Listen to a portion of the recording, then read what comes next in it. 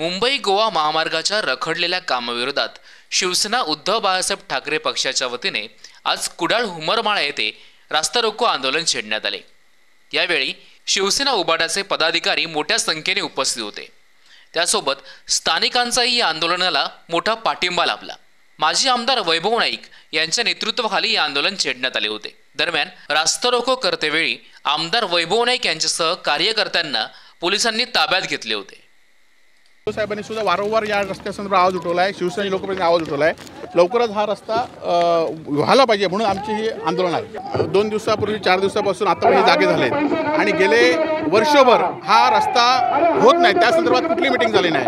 आज उपमुख्यमंत्र्यांनी बैठक लावली आहे आणि कोकणातल्या दोन्ही मंत्र्यांना या ठिकाणी बोलवलं नाही। त्यामुळे त्यांना पण कळले की ह्या मंत्री काय कामाचे नाही, त्यांना या रस्त्याबद्दल काय माहिती नाही, म्हणून उपमुख्यमंत्र्यांनी यांच्या व्यतिरिक्त जाऊन मीटिंग बोलवली। आंदोलन हे रस्ता पूर्ण मुंबई गोवा महामार्ग दोन आंदोलनाचे 2 विषय आहेत। एक विषय रस्ता अर्धवट आहे एक, आणि दुसरा विषय आहे की मुंबई गोवा महामार्ग पूर्ण झाला पाहिजे।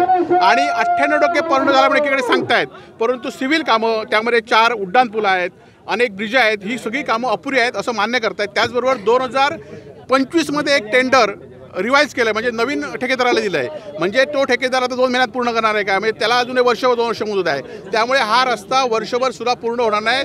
आणि त्या संदर्भात इथल्या राजकीय लोकांशी किंवा इथले जे खासदार आहेत, इथले माजी केंद्रीय मंत्री नारायण राणे आहेत, ते सुद्धा फक्त निवेदन देण्याचं काम करतायत। त्या संदर्भात त्यांनी सुद्धा कुठे बैठक लावली नाही किंवा त्यांनी सुद्धा वर्षभर 1.5 वर्षाच्या कालावधीत हा रस्ता पूर्ण होण्यासाठी प्रयत्न केले। हायवेच्या अधिकाऱ्यांनी ज्याप्रमाणे हायवेचे अधिकारी आहेत त्यांनी हे केलेलं आहे, त्या संदर्भात नाही पुढे आंदोलन हे असंच चालू राहील।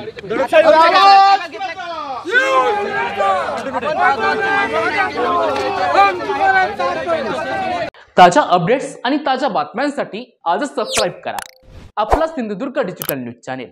लाईक करा, शेअर करा, कमेंट करा आणि महत्त्वाचं म्हणजे बेल आयकॉनला क्लिक करायला विसरू नका।